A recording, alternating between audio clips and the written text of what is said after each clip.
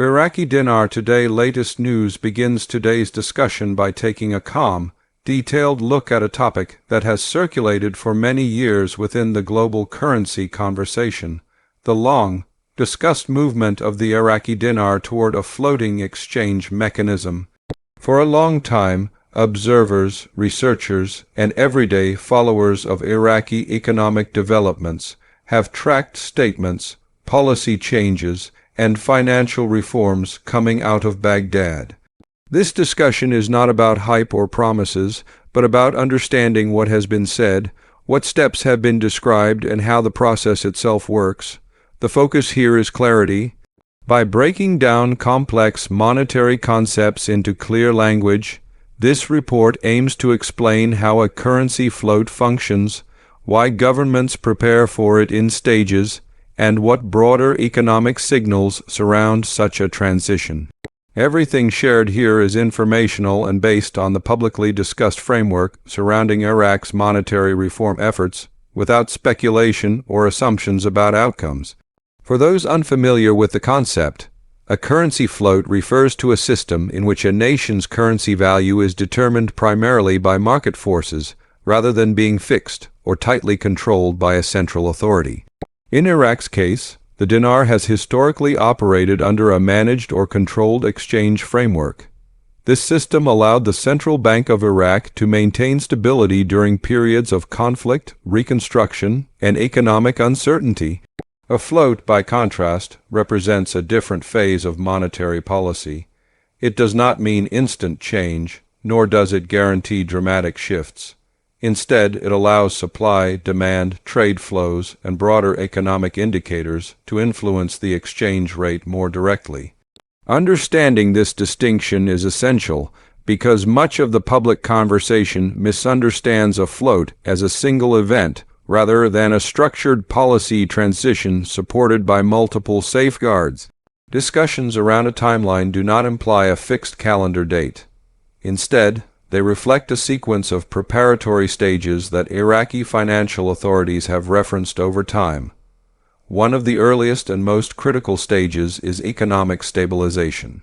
Before any currency can operate under freer market conditions, the underlying economy must demonstrate resilience. This includes managing inflation, maintaining foreign currency reserves, ensuring fiscal discipline, and strengthening domestic production. Iraq has faced unique challenges in these areas due to decades of sanctions, conflict, and rebuilding. Stabilization efforts are designed to reduce volatility, so that when exchange controls are loosened, the currency is not exposed to sudden shocks that could harm consumers or institutions. Another essential component of preparation involves the banking sector. A currency float requires a banking system capable of handling higher transaction volumes, faster settlement times, and increased interaction with international financial networks. Iraqi banks have undergone modernization efforts, including digital payment systems, regulatory updates, and compliance with international standards related to transparency and anti-money laundering practices. These steps are not unique to Iraq. They are standard requirements for any country integrating more deeply into the global financial system. The emphasis on banking readiness highlights that monetary reform is not only about currency value, but also about infrastructure, trust, and operational capacity. Policy communication plays a significant role during this phase. Governments and central banks must clearly communicate changes to financial institutions, commercial banks, and international partners. This includes updating regulations, adjusting reporting requirements, and ensuring that exchange mechanisms function smoothly. Such announcements are often gradual and technical, which can make them difficult for the general public to interpret. However, these policy signals are essential indicators of progress. They show that authorities are aligning internal systems with external expectations, reducing uncertainty, and creating consistency across financial platforms that will eventually interact with a more flexible exchange rate environment. When discussions reach the stage of an actual float, it is important to understand what that moment represents. It is not a sudden release of control without oversight. Even floating currencies are monitored by central banks, especially during early phases. Market-driven valuation simply means that daily pricing reflects broader economic activity rather than a fixed peg. For Iraq, this would allow its currency to respond more visibly to exports, imports, oil revenues, government spending, and investor confidence. Observers often focus on the word float itself, but the reality is a managed transition designed to maintain order, prevent instability, and protect the domestic economy during adjustment. After a currency begins operating under a floating framework, international recognition becomes increasingly important. Global banks, clearing systems, and financial institutions need clarity and consistency before actively trading a currency. Recognition does not happen overnight. It develops as systems prove reliable and as regulatory standards are maintained. For Iraq, broader recognition would reflect confidence in its monetary governance rather than speculation. Increased international interaction can support smoother transactions and clearer pricing, but it also requires continued discipline from policymakers to maintain credibility and transparency within global markets. Timing remains one of the most misunderstood aspects of this process. While analysts and commentators may reference estimated periods or phases, real-world economic transitions are influenced by numerous variables. Domestic politics, regional stability, global market conditions, and commodity prices all play a role. For this reason, official institutions rarely commit to rigid schedules. Instead, they emphasize readiness benchmarks. This approach allows flexibility while keeping the process aligned with economic realities. Understanding this helps reduce frustration and misinformation, as progress is measured by structural improvements rather than calendar dates. Preparation is often discussed from an institutional perspective, but individuals who follow these developments also focus on readiness in a practical sense. This includes understanding how currency exchange systems work, how verification processes are handled, and why documentation and compliance are required. These procedures exist to protect financial systems and prevent fraud. Familiarity with them reduces confusion when policy changes occur. Education, rather than urgency, is the most useful response during periods of monetary transition. Looking at the broader context, a move toward a floating currency is part of a larger economic narrative.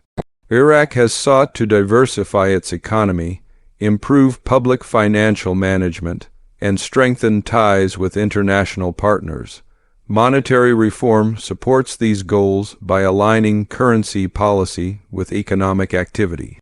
It also encourages accountability as market-based systems reflect underlying performance more transparently. This connection between currency structure and economic reform explains why authorities approach the process cautiously and incrementally. Confidence is another recurring theme. Confidence is built through consistency, not announcements alone. When institutions follow through on reforms, maintain regulatory standards, and communicate clearly, trust grows over time. This trust affects how domestic businesses plan, how foreign entities engage, and how financial systems interact. Confidence cannot be rushed, and it is often reinforced through small, technical successes rather than dramatic public moments. The human aspect of long-term waiting should not be overlooked. Many people have followed Iraqi monetary developments for years, tracking reports and official statements. Seeing structured discussions about reform can provide reassurance that change is procedural rather than arbitrary. This psychological dimension matters because it encourages patience and informed observation rather than reactive behavior driven by rumors. From an international standpoint, a floating dinar would be observed closely by regional and global partners. Iraq's economy, particularly its energy sector, plays a significant role in global markets. Currency policy that aligns with international norms can facilitate trade settlements and cross-border cooperation. These effects develop gradually and depend on sustained policy discipline rather than single decisions.